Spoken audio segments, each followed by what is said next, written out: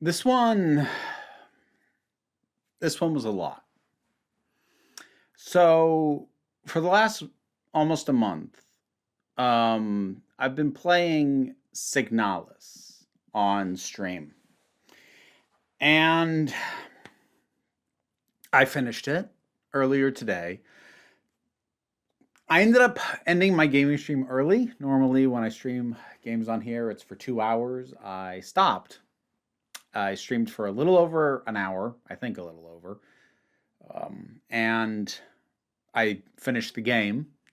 And under other circumstances, I might have switched to a different game to fill out the second hour. I didn't do that in this case because I needed time to decompress and process. So, I am late to this game, as I am with most games. It is really rare for me to get to a game even within the same year it's released, much less soon after it's released. Like, Hades 2 was a fluke for me. Jumping on something in early access like that. But anyways, this has been out for a few years. And if you're here for lore, if you're here for that kind of thing, like explainer videos, I'm not going to do that. There's plenty out there that already do. I'm just going to talk about my experience with the game, which I'm going to stress was a good one. This is a very good game. It does what it is trying to do exceedingly well. I'm going to have some complaints. Please keep what I just said in mind when I get there. But broadly speaking, this is sort of a it is done visually in kind of a PS1 style, big chunky pixels. It mechanically seems to have taken a lot of its influences from the first 3 Resident Evil games and the first Silent Hill game. Mechanically, I think in terms of its overall theming, it probably bears more resemblance to Silent Hill 2, but mechanically, it's not that close to Silent Hill 2 because most of its visual references are from the previous generation of consoles. But you are playing Elster. You are what's called a replica, and you are in this sci-fi setting. It's very difficult to get into specifics because they change across the game as stuff gets revealed. And also, if I try and explain it, I might also be wrong about some of it. This is a case where, again, if you are a lore hound who wants a point-for-point full explanation, they exist out there. Do not expect to wrap up this game and go, I know exactly what happened and why. Because that's not the point. That's kind of why I think thematically a much stronger comparison exists to Silent Hill 2, where the point is the energy and the atmosphere, soaking in that and dealing with a character who's going through a lot. And you might not realize everything they're going through. You might not realize the significance of everything because you're going to encounter some stuff or read some stuff or get some background information before you know enough about the circumstances to actually realize what that implied back when you first read it. And if you're like me, you may have forgotten it. I'm sure if I replayed this, I'd be looking at various documents or whatnot and having completely different reactions now that I've gotten through it once. But this is a sci-fi survival horror. I don't play survival horror games as a rule. Now, that's not an aversion to the genre, but it's largely because most survival horror at this point, most of the well-received stuff at least, is fully rendered 3D, first person or third person, free roaming camera, which means it makes me motion sick. There are a couple of very limited first-person sections in this. They didn't set off my motion sickness because they are very slowly paced. They are brief. And most importantly, I didn't have to do combat in them. So I didn't have to move around and try and zero in a target, nor did I have to look around the environment for very many things. So despite having a couple of first-person sections, it never set off my motion sickness, which was a relief. Because it it's really gotten bad. As I've hit my 40s, it's really gotten bad. But the energy of this is it is it is Dead Space. It is Event Horizon. It has a Lovecraftian feel, and I want to underline feel rather than Lovecraftian, because I don't want to imply that this is like about, Cthulhu and elder gods. You could make an argument that there's that as an aspect, but it's much more about the energy. It's much more about feeling like you are in the middle of something or being affected by something that you can't control and is beyond your understanding. That energy is very much here. That does not mean you are dealing necessarily with cosmic horror monsters. There are monsters, but they are twisted versions of other replicas. As Elster works her way through the various environments she finds herself in. And true to, I think, older school survival horrors, there are a lot of, if you were to actually stop and try and think about how this makes sense in universe, very contrived puzzles. Like the standard, like, you have to find this thing to open this door and these 6 things to open this safe. Like, if you actually stop and think about it and go, why would anyone design a safe to actually be open like that? Or why would anyone make a device that can only be activated by doing these things? This is completely unintuitive. Nobody would do that. Like, I was about to say it falls apart on that level, except I'm not sure it does, because there's enough going on in the background of the story that, without getting into specifics, the fact that some stuff doesn't make logical sense kind of gets covered by a few things that are going on. But it is incredibly atmospheric, and it is dark, and the soundtrack is really great, and the first time what I thought, I was going to say what I thought was a body. No, it was a body, but then it got up and shrieked at me. I just about had a heart attack. And that kind of never stopped hitting me. Like, the thing is, the shriek is not really there as a jump scare, although it functions as one. It's a warning, because so many of the areas are so dark that if these things didn't shriek when they saw you, then you might get hit without even seeing that something was in the room. The fact that you hear the shriek is your warning. If you have the stuff needed to get through this, go for it. If you're not equipped, leave the room immediately, because they don't follow you from room to room. It's very compartmentalized in that way, which also kind of helps. So the atmosphere is top-notch. The background lore, as I understood it, is really well thought out and really depressing. Like, in a way that I guess could hit wrong for some people. I feel like if I were to sit down and just, like, read the lore, I think I wouldn't be that engaged with it. The pace at which you learn what you learn about this society, these people, these stations, the person you're looking for, etc., I think the pace at which you learn about it and the order in which you learn what you learn is incredibly well planned out. All that having been said, yeah, I've got a couple of complaints. For folks who've played these games, one of them, I guarantee you heard it already. But yeah, I'm going to bitch about the inventory system a little bit. Because in its default setting, you have 6 inventory slots, which is, flatly, not enough. I, very quickly actually, adjusted it to use the settings that allowed me 8 inventory slots. It was still a pain in the ass. Like, I understand the theory being you can't carry enough stuff. You can't carry enough healing items. You can't carry enough weapons. You know, that is meant to induce a certain amount of anxiety and bring a certain amount of challenge. The problem is, on a practical level, that's not what it does.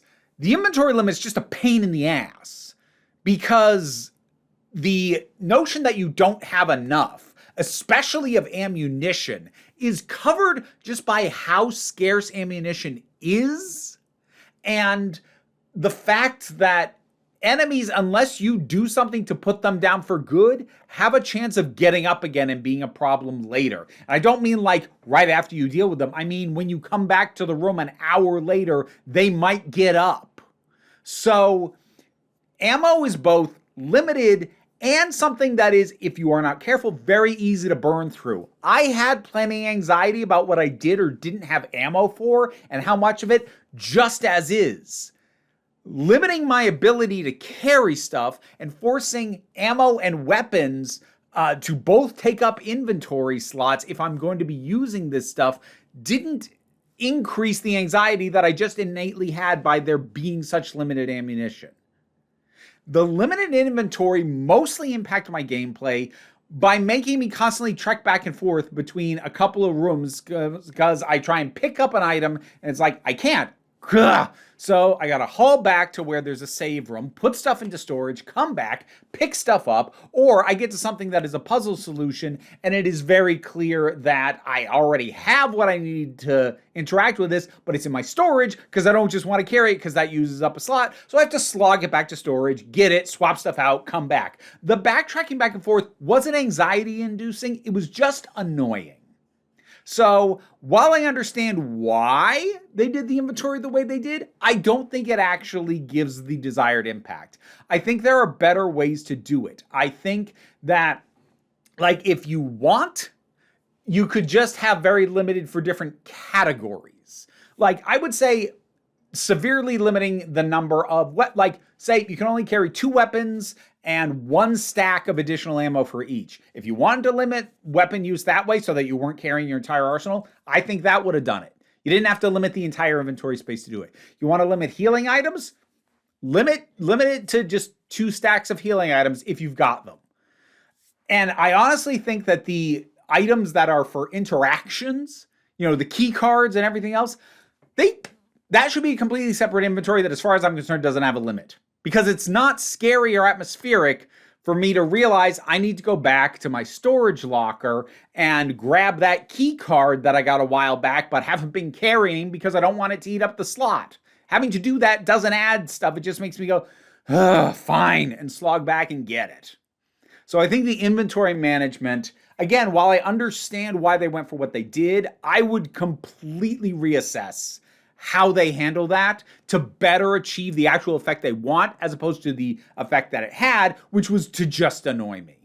The other thing is a little bit more specific. There's a section in the game about halfway 2/3 in, where you are in an environment where your map does not work. You don't have map data. And I kind of have a problem with this. Now, initially, when I ended up here, I was immediately like, oh crap, there's no map data. And I was like, oh cripes. But then I was like, oh, this is actually quite clever. Because it gave me a certain amount of anxiety that I couldn't check the map. Because I have ADHD. I am a compulsive map checker.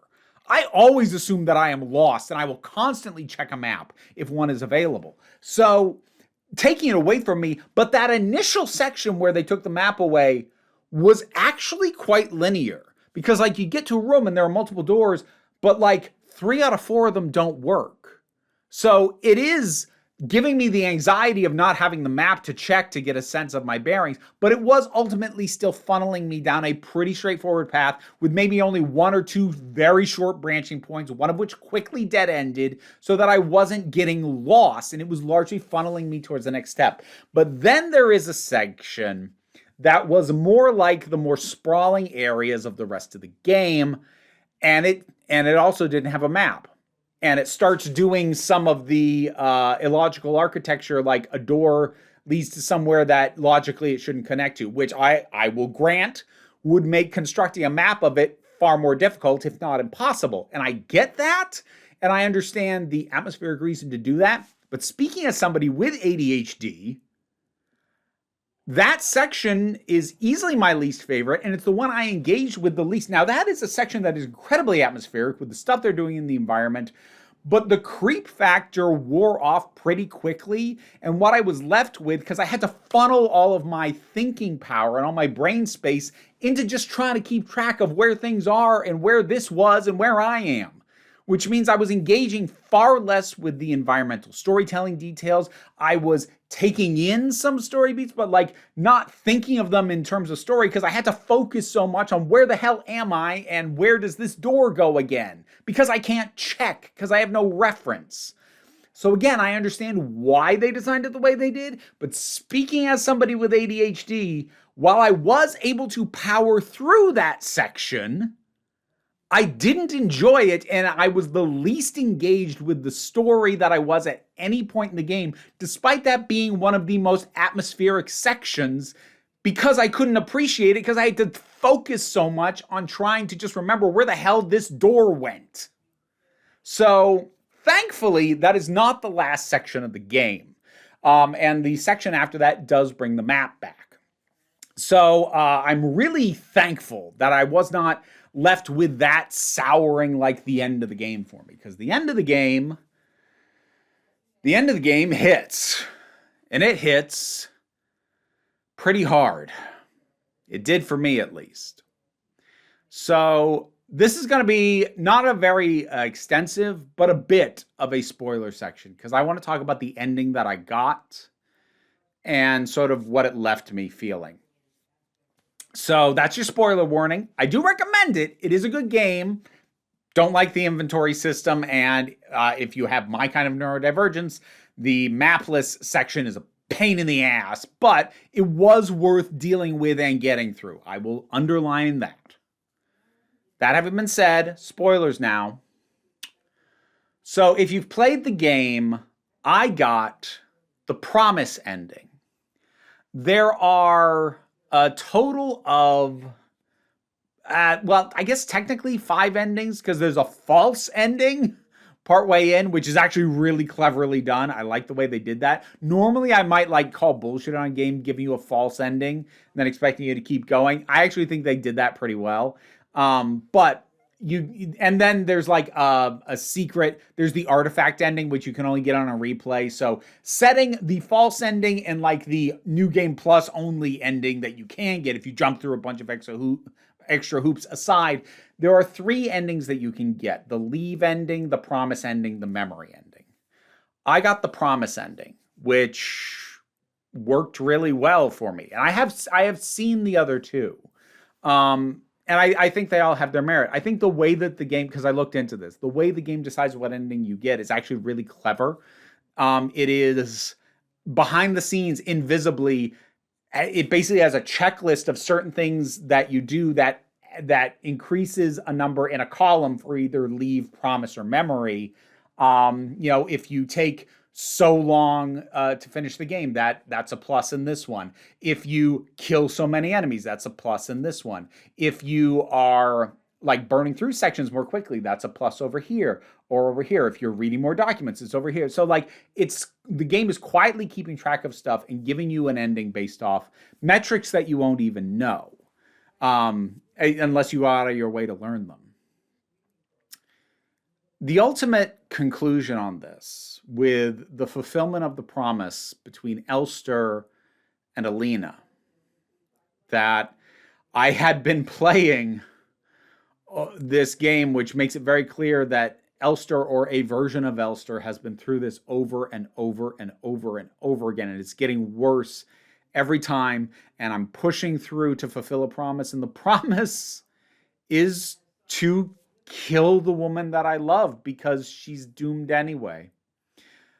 That hit really hard, because it really does play on the emotions of how difficult this is for Elster to do, and that Alina knows that when she asks her to do it.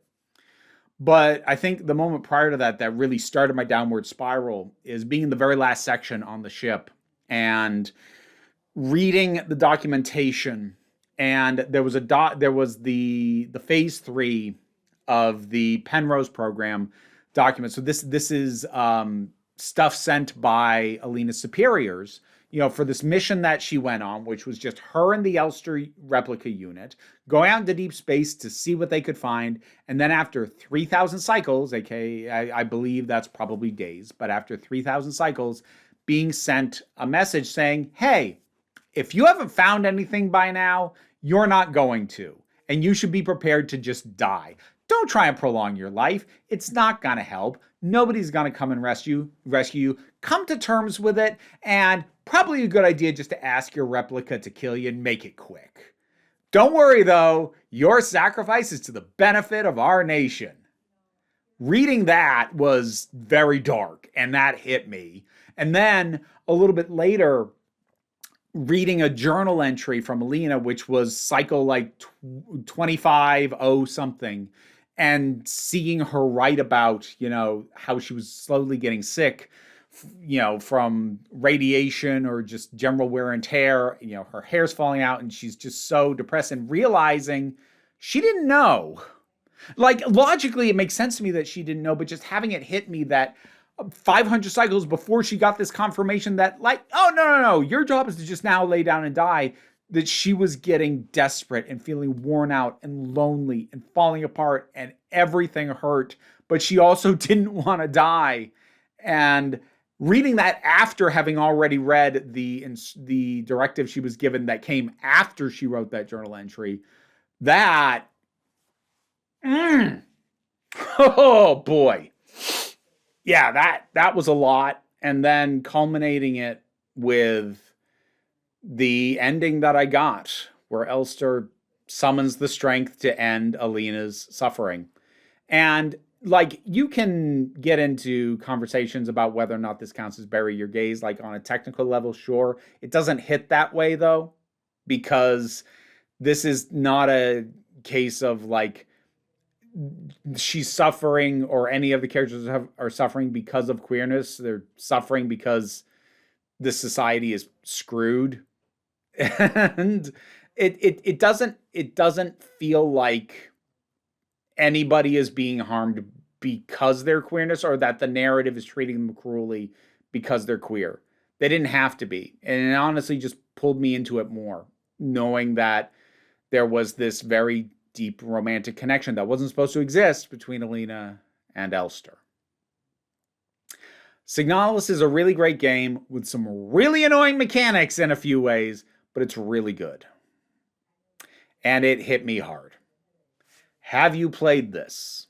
What ending did you get your first time? What did you think about it? Whatever your thoughts are, drop something down in the comments and let's talk about it. Patreon pays the bills and enables me to do this as my living. Even if you can't help me out that way, like, share, subscribe, they'll help, but don't worry too much about it though. Because, we try and take a relaxed attitude around here, even when playing depressing games. But just come on back next time you need a break. And now to thank my highest supporting patrons: Robin Moore, Jared Boyce, Subin Lutfulla, Auntie Kate 808, Mira G, Angry Casperol, Dave Hall, Oliver B, Mystic Shadow, Sean Miller, Welsh Wrestling Geeks, Melissa Pedersen, Becky Sparks, Ulrich, Twilord, Tracy Scrabbit, Palba Rabajoggle, Sir Didymus is my favorite, and thanking some random folks from the lower tiers of my Patreon: Puck, Lady Sammy, and Eva Bright. Don't worry, the rats are fine. Just thought we'd kick the year off with Archie. What you think, bud? He's skeptical.